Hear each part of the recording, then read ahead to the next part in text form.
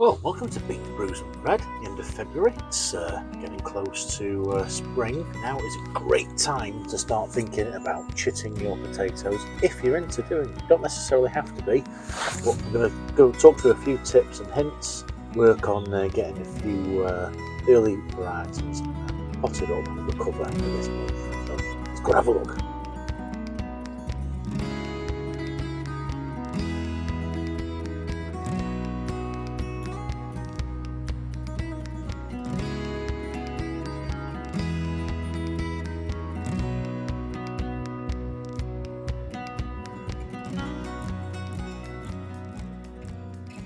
Nearly spring, time for thinking about chitting potatoes. Would you do it? Yeah, why not? For me, number one, it actually makes sure that the seed potatoes that you've bought are viable, for one. Sometimes you get some are a bit wrinkly, a bit dried up, not looking particularly the best. I think chitting potatoes helps you make sure that you've actually got viable seed potatoes to get a good crop. The other thing as well is it gives you some control over how much you get in terms of large potatoes and small potatoes, depending on your variety that you're choosing to chit. So for first earlies, second earlies, if you restrict the number of eyes that you get on these potatoes to say one or two, you get a much smaller amount of bigger potatoes compared to if you leave more of the chits on to say three, potentially four, you get a larger number of smaller potatoes. So what you can choose to then do, if you can just see on these, is you get say one, two, three chits. You can exclude two, leave them one, or you can just leave them as they are, and you get to choose what you get in terms of your harvest. Another reason to chit your potatoes is getting towards spring. There's not a lot of things you can actually do in terms of planting wise. It's actually something to keep you occupied in terms of your gardening activities in the end of winter into the beginning of spring. Another reason, and I like this one particularly, is it's a way of making sure that you can keep them going with short, stubby eyes and chits after you've secured the varieties that you want to buy and grow in the coming year. So if you were to just have these in storage without chitting them, so putting them in a light but frost-free place, these would get really leggy eyes, really white spindly shoots. The difficulty with those is they may break off and actually reduce your harvest if you were to plant them when you're ready to plant them out, when the frost risk has gone. But chitting them keeps them going with short, stubby little chits, and then you can get them planted out and ready to go. Now, obviously, as with many things in gardening, there's always a flip side. You don't need to chit your potatoes if you don't want to. If you're late to the game and you've decided to get your chosen varieties late or at short notice, just get them planted out as soon as. There's no difference at all.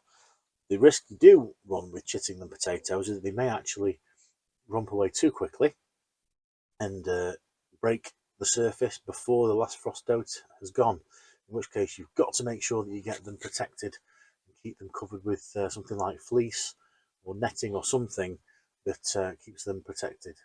They can stand a bit of a knockback if they get a bit of a frost. That is the risk with chitting them. If you do get them out, get exposed to far too many frost dates, then you might lose your potatoes. But that's the reasons why I chit my potatoes. If you do choose to chit your potatoes, this is how I choose to do it. Get some nice dozen size egg boxes, or you can get those nice big sort of commercial size trays. Egg boxes are great because you can get a few on that side loose, and you can get these ones into the individual cells as well. You've got to get them out in a frost-free light place. If you don't get them out in the light, then they run the risk of, you might just be able to see it on this one here, a very light chit, and they get longer and longer and more fragile, and they may break off. Whereas what you actually want, and this is what you get if you put them in the dark, so in the light, but a frost-free place, these short, stubby, dark-looking chits. That's what you want with these. Keep them frost-free, as light as possible during the day. They can, stand nighttime, no lights. Don't have to be in light 24 hours a day. But that's the best way of making sure that you get a decent chit on your potatoes. When you have got them ready to go and plant out. As I mentioned before, you can actually choose how many you want to go with. I'm going to leave them as they are, see how we get with little baby potatoes this year, but we'll get them out. But you can choose to exclude a number of chits if you wish. So I've got good 3 or 4. If you wanted some bigger potatoes, you'd say knock off 1, maybe 2, and leave 1 strong one. You get a fewer number of bigger potatoes. Whereas these are a first early variety rocket.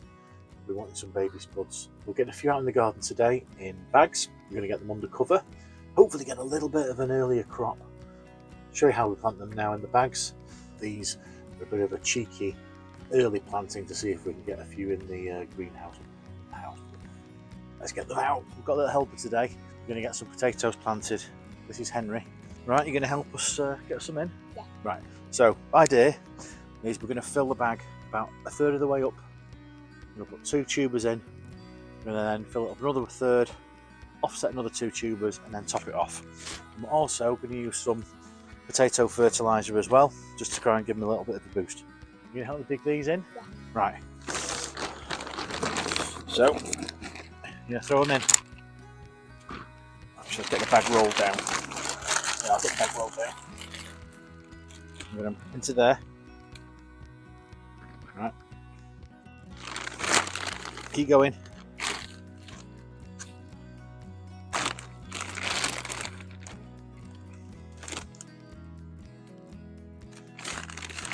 Thank you. Right, you're going to get the fertiliser. See it in the box over there. Yeah. Right. Oh, we're going keeping going more than that. What, a third of the bag filled.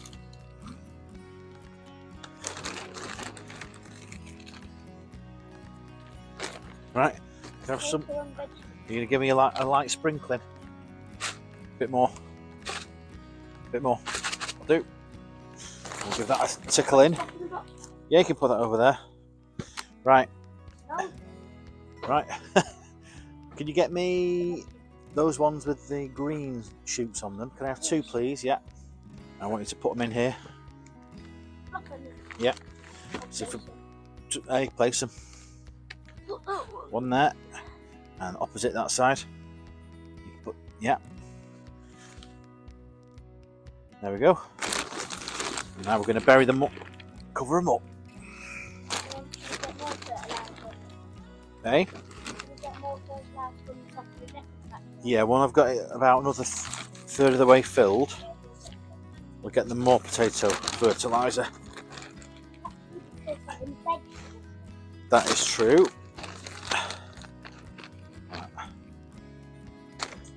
I'm going to tip the rest of this in.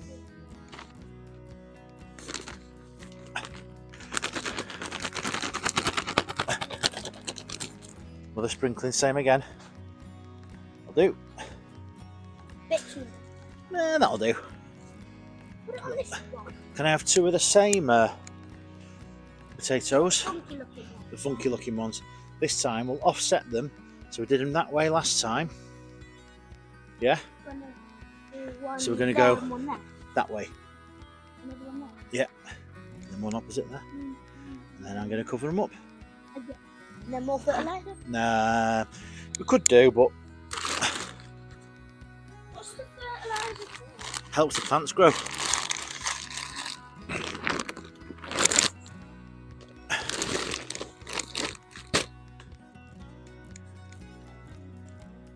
Right. Good. Okay. Right, well, we've got that one in. Right, obviously it's too cold to be having these out because we'll get frosted and the plants won't survive. Yeah. So we're going to put them in the mini greenhouse. Again, is it strong? Yep, I'll do. Just the one. Thanks. Right. Well, thanks for watching today on Beans, Brews and Bread. Hope you liked the video. If you have and you've been chitting your potatoes, if you've got a very strong opinion as to why you shouldn't, then write down in the comments below. Otherwise, if you liked it, it'd be great if you give it a thumbs up. And if you haven't subscribed yet, then press on the subscribe button below You'll be notified the next time we've got a video out. Thanks for watching today. See you next time. Bye.